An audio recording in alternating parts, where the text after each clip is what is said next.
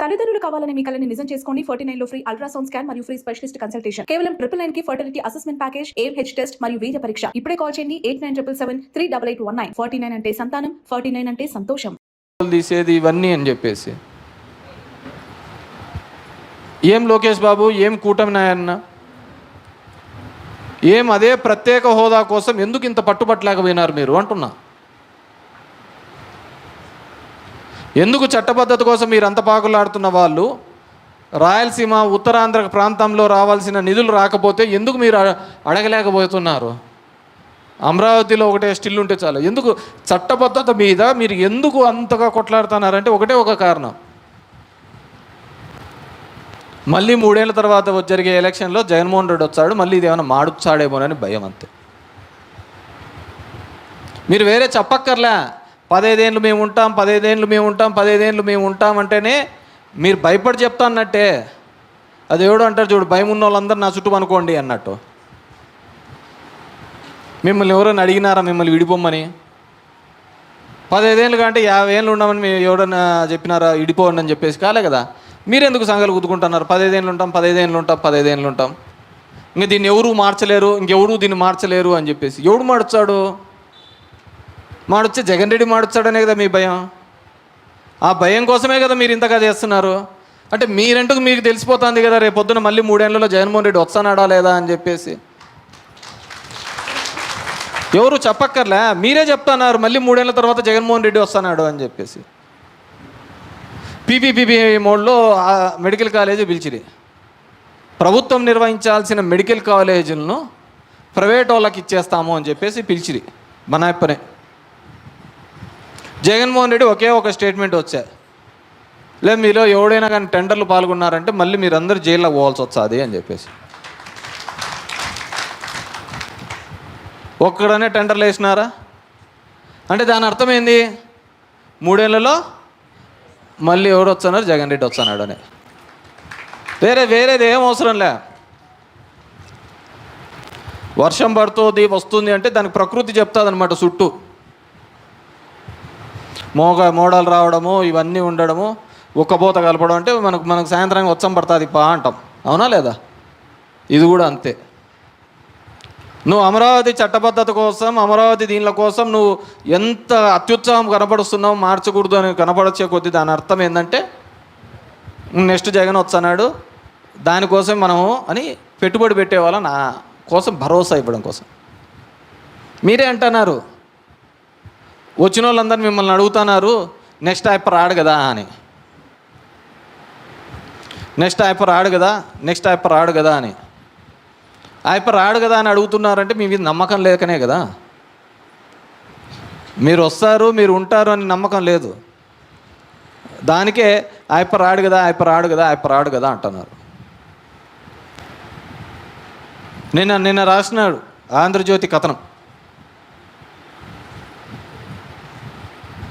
జగన్మోహన్ రెడ్డి గారు చెప్పారు, ఈ రాష్ట్రానికి అమరావతి అనేది ఒక చాలా బర్డన్ అయిపోతుంది, ఆర్థికంగా చాలా ఇబ్బంది పడవలసిన పరిస్థితి వస్తుంది.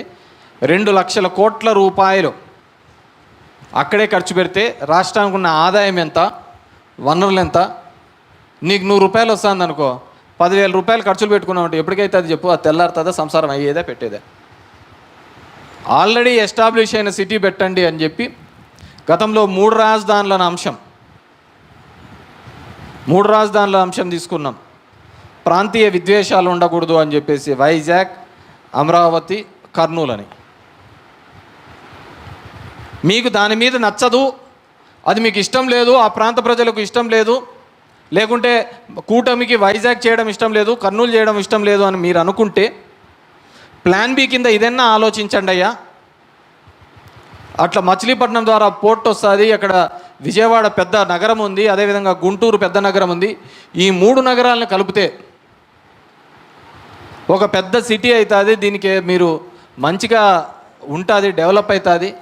2 లక్షల కోట్ల అవసరంలో 20,000 కోట్లతో ఈ ప్రాంతం అంతా అభివృద్ధి జరుగుతుంది ఈ రాష్ట్రానికి అంతా అని చెప్తే ఏం మాట్లాడినారు?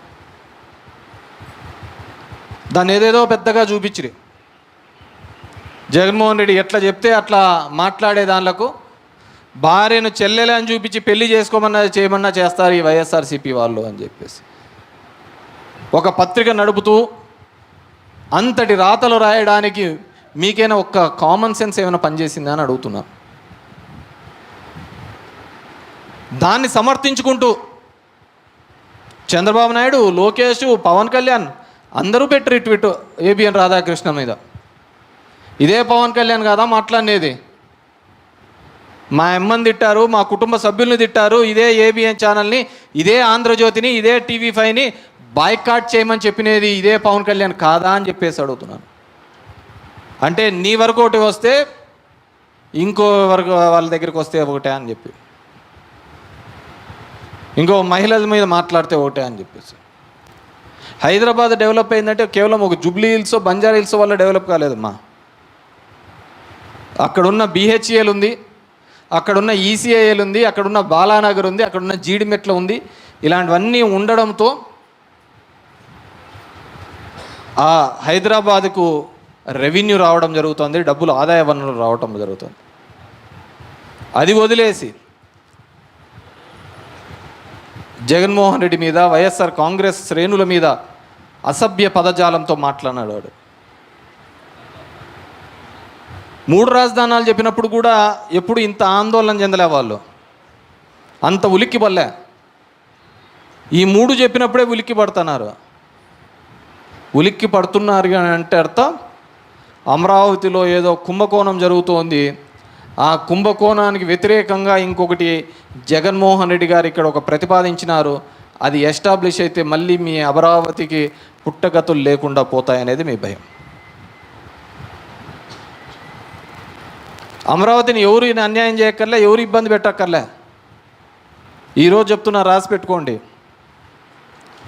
అమరావతిని ఏదైనా ఇబ్బంది పెట్టాలనుకుంటే అది ఒక ప్రకృతే ఇబ్బంది పెడుతుంది. ఆ ప్రకృతినే దానికి ఒక కాలమంలో కలిపేస్తుంది. ఎందుకంటే ఆడ కొండవీడు వాకు నీళ్ళు వచ్చినాయనుకో, వర్షం పడిందనుకో, పొంగిందనుకో, మొత్తం అంత అమరావతి అంతా మునిగిపోతుంది. ఇప్పుడు దగ్గర 2500 కోట్ల రూపాయలతో లిఫ్ట్ నీళ్లు కొట్టడానికి పంపులు పెట్టినారు. 2500 కూడా, దానికి వేరేది ఏమవసరం లే. ప్రకృతే ఆ నగరాన్ని కాలగర్భంలోకి కలిపేస్తుంది. శివరామకృష్ణన్ కమిటీ అదే రాసింది. ఇక్కడ పెట్టద్దండి రాజధాని, ఇక్కడ మంచిగా పంటలు పండించే ప్రాంతం ఈ ప్రాంతము, ఇక్కడ పెట్టద్దండి, ఇక్కడ పెడితే ఇబ్బంది పడతారు అని చెప్పేసి శివరామకృష్ణన్ కమిటీ రాసినాడు. మన శివరామకృష్ణన్ కమిటీ క్యాన్సర్తో వచ్చిన అతను పాపం రాస్తే టెక్నికల్గా ఊరూరు తిరిగి ఇక్కడ ఏమేం కావాలని అవన్నీ ఎక్కడా చెప్పలే. ఇతను నారాయణ కమిటీ చేసినాడు. కాబట్టి మనమందరం కూడా, మహిళలందరూ కూడా